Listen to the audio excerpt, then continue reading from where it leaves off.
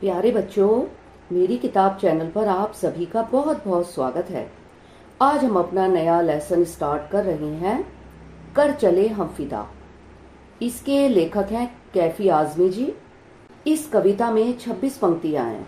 हम आपको इसका सार काव्यांश की सप्रसंग व्याख्या आने वाले पाठों में समझाएंगे।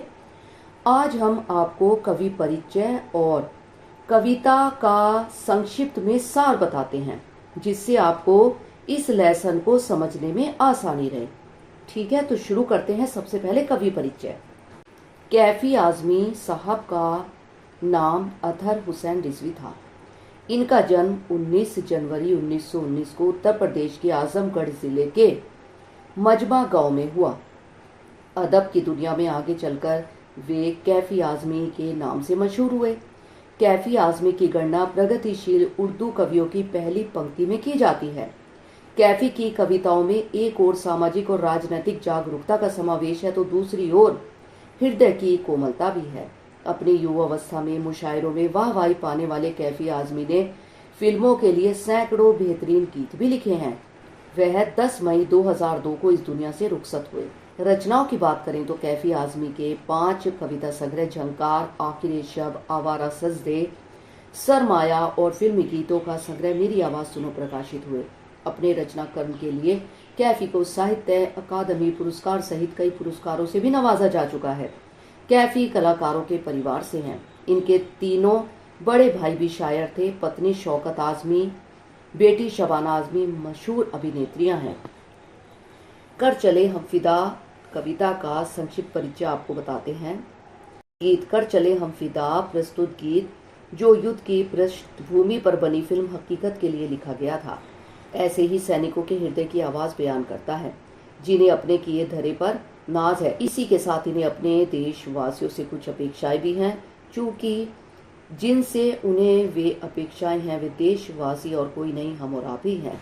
सैनिक का जीवन जो अपने नहीं, जब औरों के जीवन पर, उनकी आजादी पर आ बनती है, तब मुकाबले के लिए अपना सीना तान कर खड़ा हो जाता है, यह जानते हुए भी कि उस मुकाबले में औरों की जिंदगी और आजादी भले ही बची रहे, उसकी अपनी मौत की संभावना सबसे अधिक होती है। कविता का सार। कर चले हम फिदा शीर्षक गीत प्रसिद्ध शायर कैफी आजमी द्वारा लिखा गया है। इसे उन्होंने चीनी आक्रमण की पृष्ठभूमि में बनी फिल्म हकीकत के लिए लिखा था। इस फिल्म में हिमालय क्षेत्र में लड़े गए भारत चीन युद्ध का चित्रांकन किया गया था। सैनिक शत्रु से युद्ध करके अंतिम दम तक देश की रक्षा के प्रण को पूरा करता है। मरते समय वह इस देश की रक्षा का भार अपने साथियों के कंधों पर छोड़ जाता है। वह अपना सिर कटवा कर भी देश के सम्मान की रक्षा करता है। मरते दम तक उसका बागपन बना रहता है। उसके अनुसार जिंदा रहने के अवसर तो बहुत मिलते हैं, पर देश के लिए कुर्बानी देने का मौका बड़ी मुश्किल से मिलता है। जवानी की सार्थकता इसी में है कि वह देश की रक्षा के लिए अपना खून बहाने को तत्पर रहे।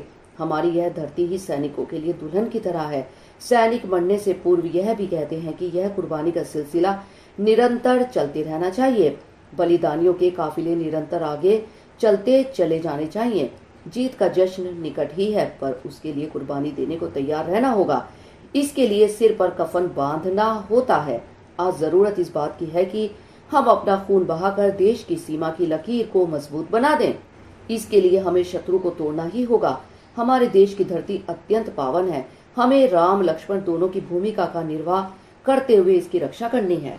यह कवि परिचय और कविता का सार हमने आपको बताया है। अपने अगले पाठ में हम कर चले हम फिदा की जो 26 पंक्तियां हैं उनको कई भागों में डिवाइड करेंगे, और तब हम आपको इसके शब्द अर्थ, प्रसंग, व्याख्या और साथ ही इससे संबंधित जो प्रश्न उत्तर हैं वह समझाएंगे। हम इसको आपको छोटे छोटे भागों में समझाएंगे, जिससे कि आप इसको सुने और आपको सरलता से याद हो जाए। ठीक है बच्चों, तो अगले पाठ में आपसे फिर मिलते हैं। तब तक के लिए आप अपना ध्यान रखना। बाय बच्चों, टेक केयर।